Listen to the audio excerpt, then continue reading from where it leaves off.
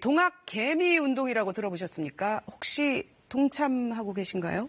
이 개미란 주식시장에서 개인 투자자들을 뜻하죠.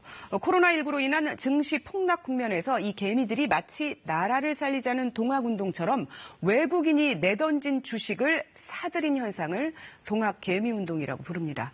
어떤 특징을 갖고 있는지 알아보겠습니다. 경제부 이현준 기자 나오셨습니다.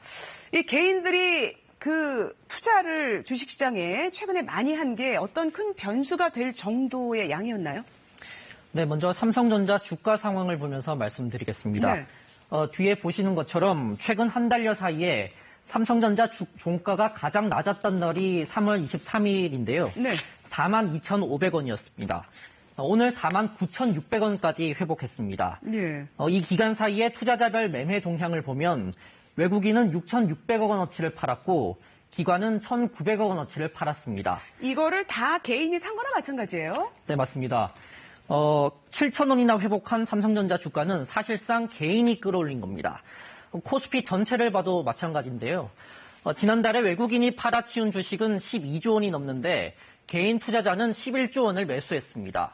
한때 1,400대까지 떨어진 코스피가 1,800대로 회복하는 데는 개인 투자자의 힘이 컸다. 이렇게 봐도 될 것 같습니다.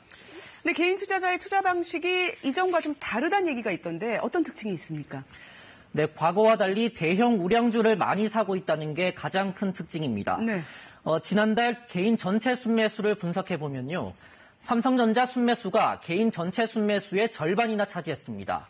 현대차와 SK하이닉스가 그 다음입니다. 2008년 금융위기와 비교해보면 차이점이 드러나는데 당시엔 우량주보다는 고점에 비해 낙폭이 커서 기대 수익이 높았던 대우조선해양과 STX 페노션 등이 상위권이었습니다. 코로나19 사태가 진정되면 다시 회복될 확률이 높다고 믿는 우량주를 선택하는 투자자가 많았다는 겁니다. 네. 또 증권사별 신규 가입자를 보면 20, 30대 젊은 세대 투자가 늘고 있다는 점도 특징입니다. 부동산 시장에 진입하기엔 목돈이 부족한 20, 30대들이 주식시장을 새로운 투자처로 삼고 있는 것으로 보입니다.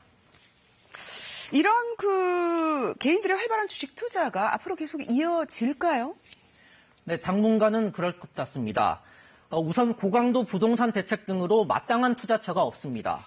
또 초저금리가 지속되고 있어서 시장 유동성도 풍부합니다. 지난달에만 주식거래 활동 계좌가 86만여 개가 증가했는데요. 그만큼 많은 사람들이 최근 한 달 새 주식을 시작했다는 얘기입니다. 실제로 주식 투자 대기성 자금인 투자자 예탁금은 4월 초에 47조 원을 넘어 사상 최대치를 경신했습니다. 그동안 외국인이나 기관에 치우쳐진 국내 증시 체질이 이번 사태를 계기로 완화될 수 있다는 기대도 나옵니다. 그런데 지금 미국이나 유럽은 코로나19가 아직 진정이 되지 않아서 계속 확대되는 면도 있기 때문에 주식 시장의 이 변동성이 커질 수 있어요. 외국의 영향을 받아서 개인 투자자들이 버틸 수 있을까 걱정스러운 면도 있죠. 네, 그렇습니다. 최소 올해 2분기까지는 변동성이 심할 가능성이 큽니다.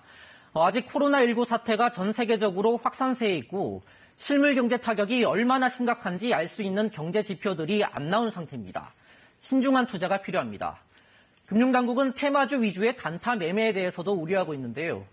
주식 거래가 얼마나 활발한지 알 수 있는 게 시가총액 회전율인데 지난달 코스피 회전율이 1년 전보다 3배 높았고 특히 주가가 100% 이상 급등한 코로나19 테마주 회전율이 높았기 때문입니다. 언제 또 급락할지 모르는 만큼 금융당국은 묻지마식 투자나 과도한 대출은 자제를 당부했습니다. 또 전세보증금이나 학자금처럼 단기간에 필요한 자금으로 투자하는 건 위험하다고 강조했습니다. 전문가들은 우량주 위주의 장기적 투자 전략, 그리고 투자 종목 분산을 통해 위험을 낮춰야 한다고 조언하고 있습니다. 그런 부분 개인 투자자들 명심하셔야겠고요. 이현준 기자 잘 들었습니다.